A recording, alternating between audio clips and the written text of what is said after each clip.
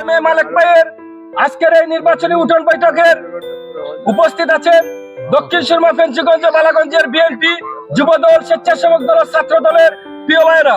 দেশনেত্রী বেগম খালেদা জিয়ার লাগিয়া দোয়ার আয়োজন, আল্লাহ তাদের জান্নাত দিতা। আমি চ্যালেঞ্জ দিয়ে বলতে পারি, যারা রাস্তাঘাটে সংগ্রামী আন্দোলনে ছিল, বিভিন্নভাবে নির্যাতিত হয়েছে, একজন নেতা কর্মীকে কেউ দেখাইতে পারবে না কোথাও কোনো অত্যাচার অবিচার করেছে, কারো দোকানে গিয়ে লুটপাট। শুধুমাত্র আপনার আমার এই ভোটের অধিকারটা ফিরানির লাগি এই মহিষী জননী তার জীবনের সবচাইতে মূল্যবান সময় একটা পরিত্যক্ত বাড়ির দিনের পর দিন, মাসের পর মাস, বছরের পর বছর জেল খাটছেন, মাথা নুয়াইছেন না শুধুমাত্র আমরা অধিকারটা প্রতিষ্ঠার লাগে। আব্দুল মালিক সাহেব ওনাকে বক্তব্য নিয়ে আসার জন্য সবিনয় অনুরোধ জানাচ্ছি। যে নেত্রী অনেক কষ্ট করছে ঈদের সারিয়া, তাই ঘোষণা দিচ্ছেন, তাই দেশের বা তার কোনো ঠিকানা নেই। আল্লাহ তাআলা কিন্তু কবুল করছে এটা, এবং তাই গেছেন না। তাই চাইলে বহুত আগেও তার আরাম আয়েশর জীবন তাই করতে পারতাম।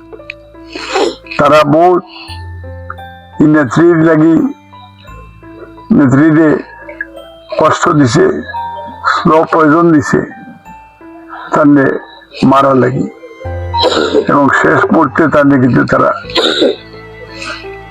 নেত্রীর জীবন তারা নিয়ে গেছে।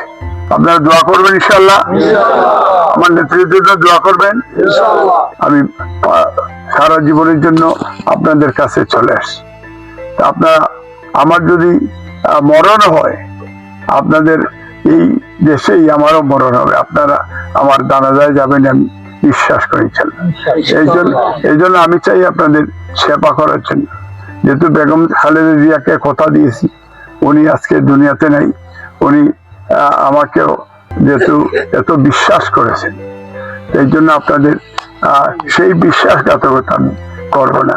আর আমি প্রয়োজন বোধে এই যে আপনাদের এলাকায় মাঝে মাঝে আমরা আসবো, আপনাদের সুখ দুঃখের কথাও শুনবো, দরকার রাত্রে দেখে যাবো, এইগুলি কোনো সমস্যা নেই।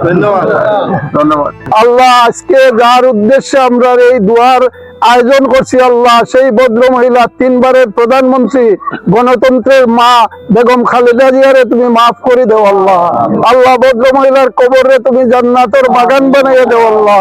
আল্লাহ, ভদ্র মহিলারে তুমি জান্নাতুল ফেরদৌস নসিব করো আল্লাহ। আল্লাহ, আমাদের এই দলের প্রতিষ্ঠাতা জিয়াউর রহমানরে তুমি শহীদ হিসাবে কবুল আর মঞ্জুর করো আল্লাহ। আল্লাহ, তাদের ছোট ছেলে কোকরে তুমি মাফ করে দেও আল্লাহ। ইয়া রব্বুল আলামিন, আমাদের চেয়ারম্যান জনাব তারেক রহমান রে নেক হায়াত দান করো আল্লাহ। আল্লাহ, এই দেশের নেতৃত্ব দেওয়ার জন্য তারে তুমি কবুল আর মঞ্জুর করো আল্লাহ। আল্লাহ, তার নেতৃত্বে এই দেশ যেন এগিয়ে যায় সেই ব্যবস্থা করে দেও আল্লাহ। আল্লাহ, আমরা দেশের মধ্যে রহম আর করম নাজিল করো আল্লাহ। আল্লাহ, আমরা দেশের হানাহানি বন্ধ করে দেও আল্লাহ। আল্লাহ, আমরা তুমি হেফাজতে রাখো আল্লাহ। আমরা জীবনের সমস্ত গুনাহ খাতা মাফ করে দেও আল্লাহ। সুবহানা রাব্বিকা রাব্বিল ইজ্জাতি আম্মা ইয়াসিফুন, আসসালামু আলাল মুরসালিন, আলহামদুলিল্লাহি রাব্বিল আলামিন। আমিন।